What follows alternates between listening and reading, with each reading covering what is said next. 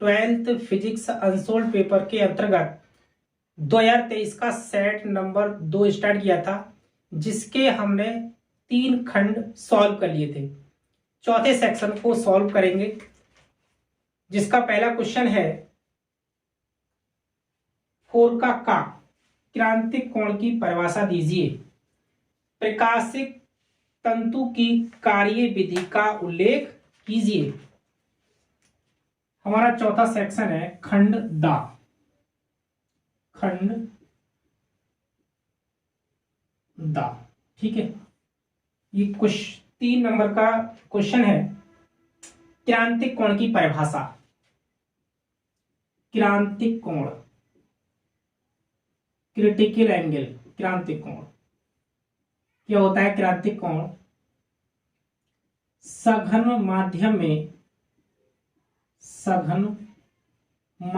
में बना वह कोण, सघन माध्यम में बना वह कोण जिसके लिए विरल माध्यम का कोण, जिसके लिए विरल माध्यम का कोण 90 अंश हो जाता है। 90 अंश हो जाता है, क्रांतिक कोण कहलाता है। क्रांतिक कोण कहलाता है। इसे C से प्रदर्शित करते हैं। इसे C से प्रदर्शित करते हैं, ठीक है। सघन माध्यम में बना वह कोण जिसके लिए विरल माध्यम का कोण 90 अंश हो जाता है, क्रांतिक कोण कहलाता है। इसे C से प्रदर्शित करते हैं। क्वेश्चन में आगे पूछा है प्रकाशिक तंतु का कार्य विधि का उल्लेख कीजिए। फिलामेंट है ना, प्रकाशिक तंतु। प्रकाशिक तंतु की कार्य विधि। प्रकाशिक तंतु की कार्य विधि। प्रकाशिक तंतु एक फिगर बनाते हैं। इस टाइप से प्रकाशिक तंतु बनता है।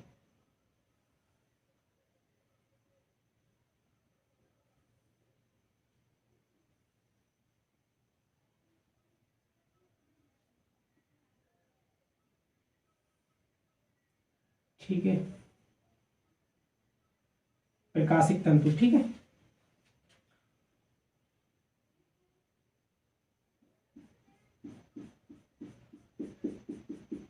इसमें जो है एक काफी आवरण लगा होता है और इसमें यहां पर प्रकाश का परावर्तन, इस टाइप से प्रकाश का परावर्तन होता है। यहां से प्रकाश क्या करेगा? प्रवेश करेगा और यहां से क्या हो जाएगा? प्रकाश का पूर्णांतरिक परावर्तन, ठीक है। यहां पर होगा निर्गत प्रकाश और यहां पर आपतित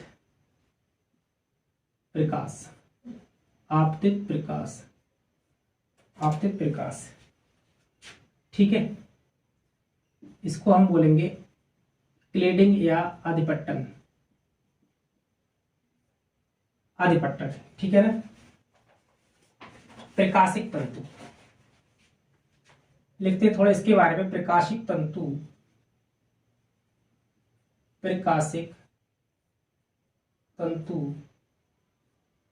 का केंद्रीय भाग, प्रकाशिक तंतु का केंद्रीय भाग कांच या क्वार्ट्ज का बना लगभग 10⁻⁴ सेंटीमीटर मोटाई का पतला पाइप होता है, पतला पाइप होता है जिसके चारों ओर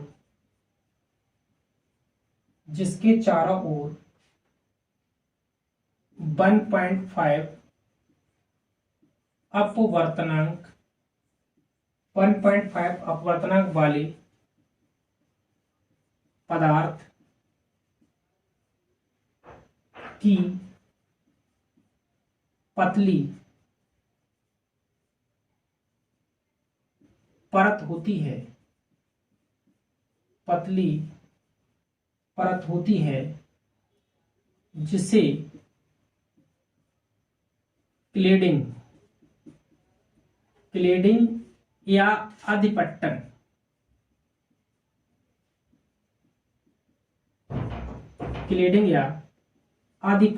कहते हैं, जिसे क्लेडिंग या अधिपट्टन कहते हैं।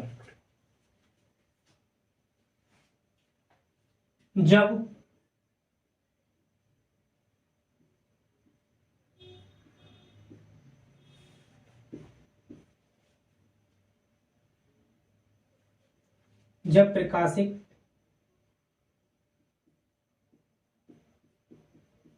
तंतु के एक सिरे से प्रकाश को प्रवेश कराया जाता है तो यह पाइप के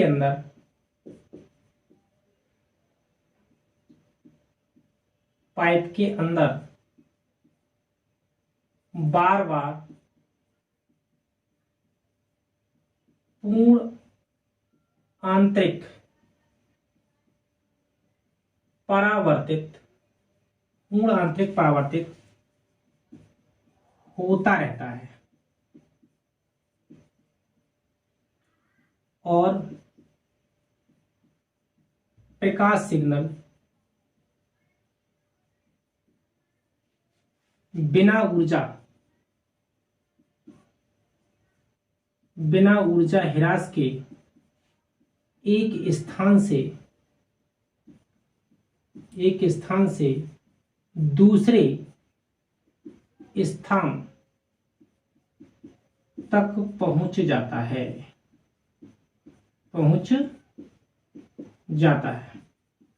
ठीक है, ये होगी आपकी प्रकाश तत्व की कार्य विधि।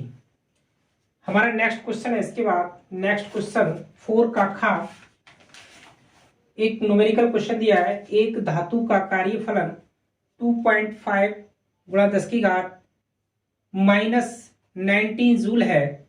यदि इस धातु में 6 गुणा 10 की घात 14 हर्ट्ज आवृत्ति का प्रकाश किरण पुंज डाला जाए तो संस्तब्ध विभव की गणना कीजिए। संस्तब्ध विभव मीन्स निरोधी विभव की गणना कीजिए। ठीक है, क्वेश्चन नंबर 4 का खा क्वेश्चन 4 का खा। ठीक है, इसमें क्या दिया है, एक धातु का कार्यफलन W कितना दे रखा है 2.5 गुणा 10 की घात -19 जूल। ठीक है, यदि इस धातु में 6 गुणा 10 की घात हर्ट्ज आवृत्ति दे रखी है, आवृत्ति 6 गुणा 10 की पावर 14 हर्ट्ज। ठीक है, आवृत्ति का प्रकाश पुंज डाला जाए तो संस्तब्ध विभव V0 फाइंड करना है। ठीक है ना, V0 हम जानते हैं प्रकाश वैद्युत समीकरण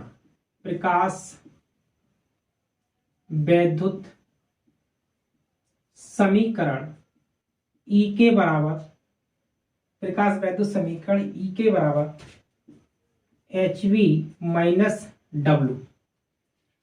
ई के बराबर होता है ई वी नॉट, निरोधी विभव वी नॉट, ठीक है, एच वी माइनस डब्ल्यू, हमें फाइंड करना है बी नॉट। नाउ थोड़ा रफ कर लेते हैं। बी नॉट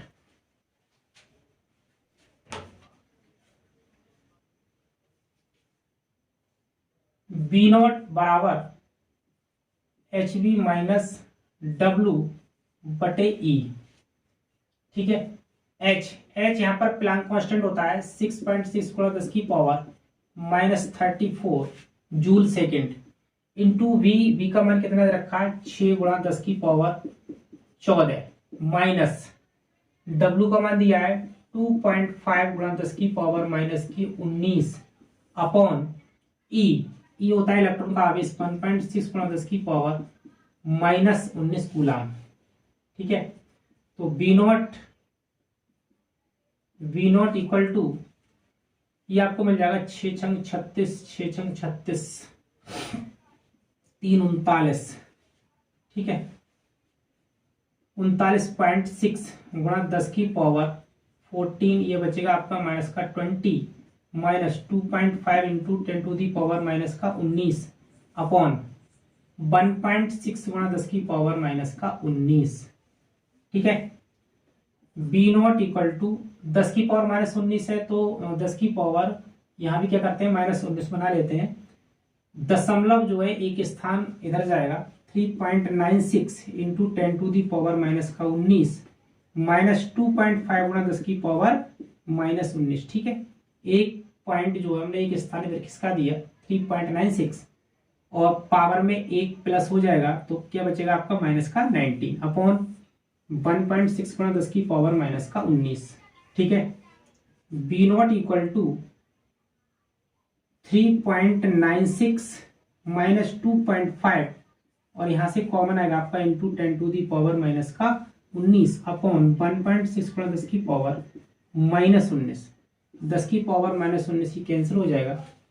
यहां पर आपका 3.96 यहाँ क्या बच जाएगा 1.46 अपॉन 1.6, ठीक है। तो यहां आपको मिल जाएगा answer B naught equal to 16 1.6 से भाग करेंगे तो आपको मिलेगा 0.91 वोल्ट, ठीक है ना, 0.91 वोल्ट, ये आपको हो गया आंसर, ठीक है ना। तो निरोधी विभव या संस्तभ विभव कितना हो जाएगा आपका 0.91 वोल्ट। इसके बाद नेक्स्ट क्वेश्चन है वायो सेवर्ट नियम की व्याख्या कीजिए। बायो सेवर्ट नियम की व्याख्या कीजिए तथा बायो सेवर्ट समीकरण की सहायता से म्यू नॉट का मात्रक निकालिए।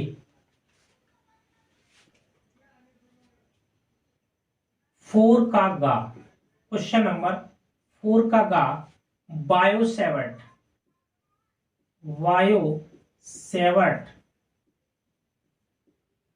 का नियम, वायो सेवर्ट का नियम, ठीक है। बायो सेवर्ट ने किसी धारावाही चालक, है ना, एक कोई धारावाही चालक था जिसमें आई एम्पियर की धारा प्रवाहित हो रही है। इसमें क्या किया, एक छोटा सा अल्पांश इस धारावाही चालक तार का कोई एक छोटा सा हिस्सा अल्पांश, इसको हम बोलेंगे डेल्टा एल, ठीक है। इस डेल्टा एल से आर दूरी पर एक कोई पॉइंट पी है जहां पर क्या चुंबकीय क्षेत्र, ये एंगल थीटा होगा, यहां से ये आपका क्या हो गया आर, ठीक। इसमें है जो है आई एम्पीयर की धारा प्रवाहित हो रही है, ठीक है। यहां पर कोई चुंबकीय क्षेत्र क्या है डेल्टा बी, और यहां लिखेंगे क्या है धारावाही चालक, धारावाही चालक, धारावाही चालक।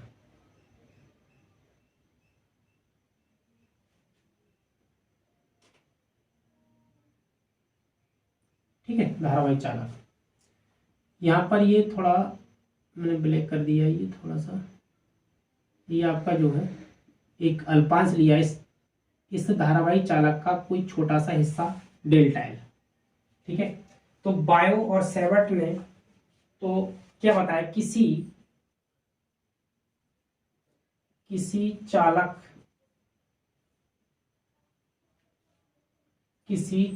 के अल्पांश डेल्टा एल, किसी चालक के अल्पांश डेल्टा एल के द्वारा, किसी चालक के अल्पांश डेल्टा एल के द्वारा किसी बिंदु P पर चुंबकीय क्षेत्र डेल्टा बी निम्न बातों पर निर्भर करता है, निम्न बातों पर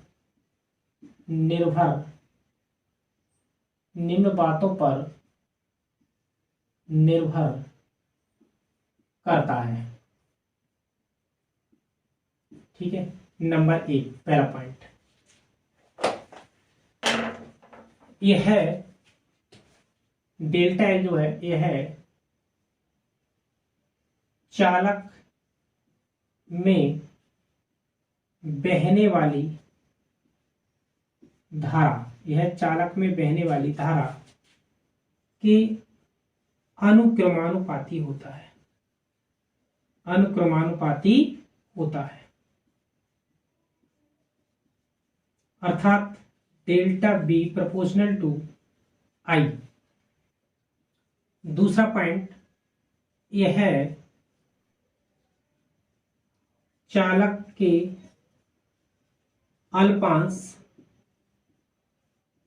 डेल्टा एल के अनुक्रमानुपाती होता है, अनुक्रमानुपाती होता है। अर्थात delta B proportional to delta L. तीसरा पॉइंट यह है अल्पांश व बिंदु P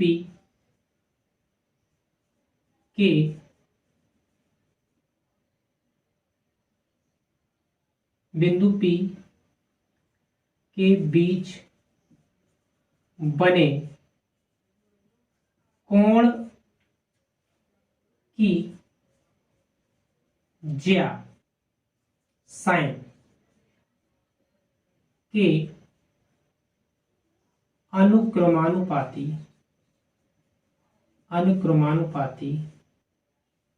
होता है, अनुक्रमानुपाती होता है।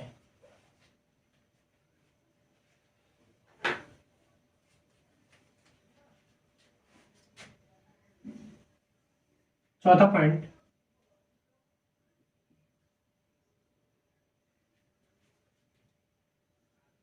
यह है अल्पांश से बिंदु P के बीच की दूरी के वर्ग के व्युत्क्रमानुपाती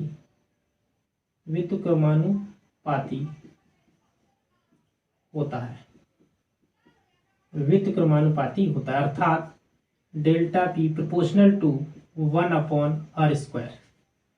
ठीक है, उपरोक्त चारों नियमों को मिलाने पर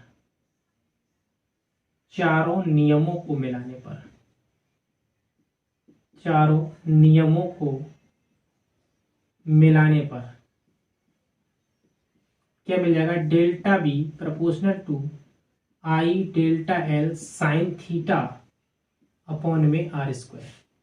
ठीक है, या इसी को लिखेंगे डेल्टा बी बराबर mu naught upon 4 pi into I delta L sine theta upon R square, जहां म्यू नॉट अपॉन 4 पाई एक अनुक्रमानुपाती नियतांक है। ठीक है ना। ठीक है, म्यू नॉट निर्वात की चुंबकशीलता कहलाती है, या लिखेंगे यहां म्यू नॉट निर्वात की चुंबकशीलता कहलाती है, चुंबकशीलता कहलाती है। ठीक है, क्वेश्चन पूछा है म्यू नॉट का मात्रक, म्यू नॉट का मात्रक। म्यू नॉट का मात्रक क्या हो जाएगा, यहां से क्या मिलेगा, म्यू नॉट बराबर delta B into R square upon I into delta L sine theta. ठीक है, और इंटू क्या हो जाएगा आपका 4 पाई इंटू 4 पाई। ठीक है, म्यू नॉट का मात्रक।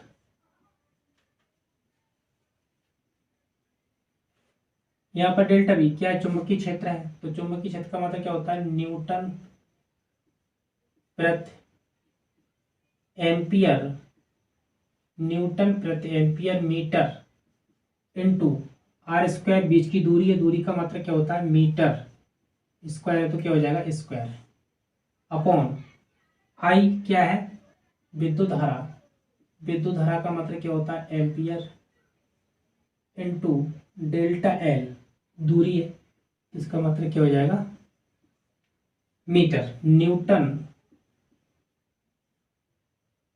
न्यूटन ऊपर क्या बचेगा आपका metre square upon ampere, metre ही नीचे आएगा तो क्या हो जाएगा एम्पियर स्क्वायर इंटू मीटर, ये मीटर स्क्वायर हो जाएगा, मीटर स्क्वायर ये कैंसिल हो जाएगा, न्यूटन प्रति एम्पियर स्क्वायर, और न्यूटन को चेंज करेंगे किलोग्राम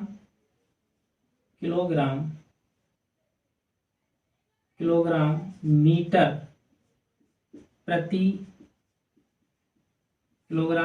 प्रति second square upon ampere square. ठीक है, या इसी को लिख सकते हैं किलोग्राम मीटर प्रति सेकंड स्क्वायर एम्पियर स्क्वायर। ठीक है, ये हो गया आपका म्यू नॉट का मात्रा। ठीक है, इसके बाद नेक्स्ट क्वेश्चन है 1.732 अपवर्तनांक से बने समबाहु प्रिज्म के लिए अल्पतम विचलन कोण का मान ज्ञात कीजिए। इस विचलन के लिए आपतन कोण क्या है। ठीक है,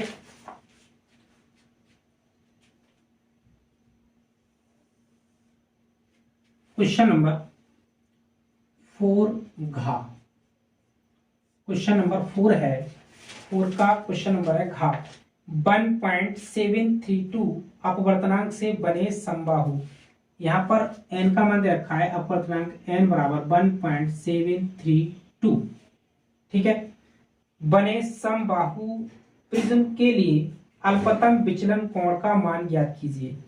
अल्पतम विचलन कोण मींस डेल्टा m हमें फाइंड करना है। ठीक है, और प्रिज्म कैसा है समबाहु, आपको मिलेगा 60 डिग्री। ठीक है, प्रिज्म के सूत्र से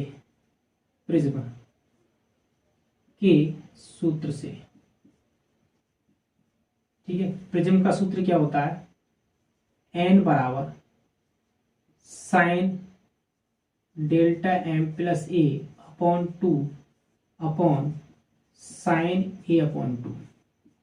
ठीक है, एन का मान कितना दे रखा है 1.732 बराबर साइन, यहाँ पर आपको साइन डेल्टा एम फाइंड करना है प्लस ए 60 डिग्री अपॉन 2 अपॉन साइन ए का मान कितना है 60 अपॉन 2, ये कैंसिल हो जाएगा, 2 3 6 30 डिग्री 1.732 बराबर ये आपको मिल जाएगा sine delta M plus 60 upon 2 और अपॉन में साइन 30। ठीक है, साइन 30 का मान कितना हो जाता है 1/2 और 1.732 जो मान होता है वो किसका होता है √3 का। ठीक है, यहाँ पे साइन 30 की वैल्यू तो यह 2 ऊपर पहुंचेगा, तो sine delta M plus 60 upon 2 into 1/2, sine 30 की वैल्यू 1/2 ले जाएंगे, क्या ये हर है तो क्या बन जाएगा अंश में जाएगा, √3 बराबर 2 sine delta M plus 60 upon 2। ठीक है, इसको 2 है, ये आपका इसको लिख सकते हैं √3/2। ठीक है ना, ये इसके अपॉन में आएगा sine delta M plus 60 upon 2। ये आपका होता है साइन 60 की वैल्यू, साइन 60 की वैल्यू होती है √3/2 sine delta M plus 60 upon 2। ठीक है, एंगल की तुलना करेंगे तो क्या मिल जाएगा डेल्टा एम प्लस 60 अपॉन 2 बराबर 60। ठीक है ना, या यहाँ से डेल्टा एम बराबर निकालेंगे 6 दूनी 12 120 और माइनस 60 डिग्री तक पहुंचेगा, तो यहाँ पर आपको मिल जाएगा डेल्टा एम बराबर 60 डिग्री। ठीक है ना, डेल्टा एम बराबर 60 डिग्री। इसके बाद नेक्स्ट इसमें पूछा गया है इस विचलन के लिए आपतन कोण क्या है, आपतन कोण। ठीक है ना, आपतन कोण, आपतन कोण को हम आई से डिनोट करते हैं, आई बराबर डेल्टा एम प्लस ए अपॉन में 2। ठीक है ना, तो आई बराबर डेल्टा एम कितना आ गया 60 प्लस ए और ए की वैल्यू कितनी है 60 अपॉन में 2, आई बराबर 120 अपॉन 2, तो 6 12 है, तो आई बराबर आ गया आपका 60, आई बराबर 60 डिग्री। मीन्स डेल्टा एम और आई दोनों के मान कितने आ गए 60 डिग्री। इसके बाद एक नेक्स्ट क्वेश्चन है 4 का, यहाँ एक समान चुंबकीय क्षेत्र बीटा वेक्टर के अंतर्गत एल लंबाई की धात्विक छड़ को अपने तल में ओमेगा कोणीय वेग से घुमाया जाता है। छड़ के सिरों के मध्य उत्पन्न प्रेरित विद्युत वाहक बल का व्यंजक प्राप्त कीजिए। ठीक है, क्वेश्चन नंबर 5 का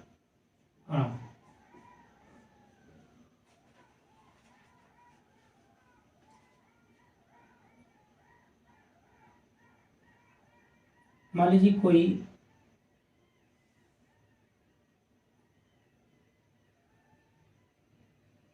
कोई चालक छड़ है, चालक छड़ ओ ए,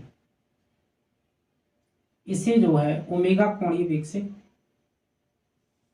घुमाया गया है, ओमेगा कोणीय वेग से।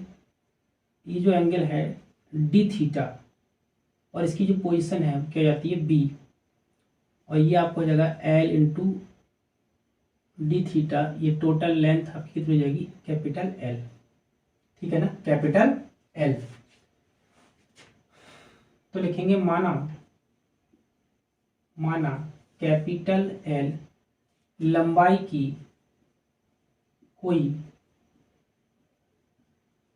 चालक छड़ ओ ए है, कोई चालक छड़ ओ ए है जिसे ओमेगा कोणीय वेग से घुमाकर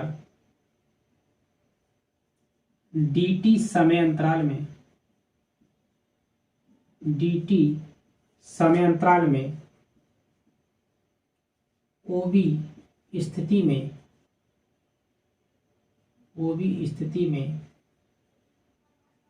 लाया जाता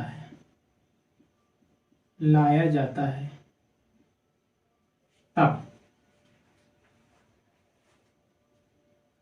तब क्षेत्रफल DA, जो क्षेत्रफल DA होगा 1/2 L into L D theta. क्षेत्रफल DA बराबर 1/2 L into L D theta. इसको लिख सकते हैं 1/2 L इंटू एल क्या हो जाएगा L² into D theta. T से दोनों ओर क्या करेंगे भाग करने पर, तो DA अपॉन DT बराबर 1/2 L² D theta upon DT। D theta upon DT क्या होता है कोणीय वेग। तो ये मिल जाएगा आपको DA अपॉन DT बराबर 1/2 L² इंटू ओमेगा। इसको डालेंगे इक्वेशन नंबर 1। चालक छड़ के घूमने के कारण चुंबकीय फ्लक्स में परिवर्तन, d फाई अपॉन dt ये बनेगा आपका b into DA upon DT, क्योंकि फाई बराबर होता है BA। परंतु विद्युत वाहक बल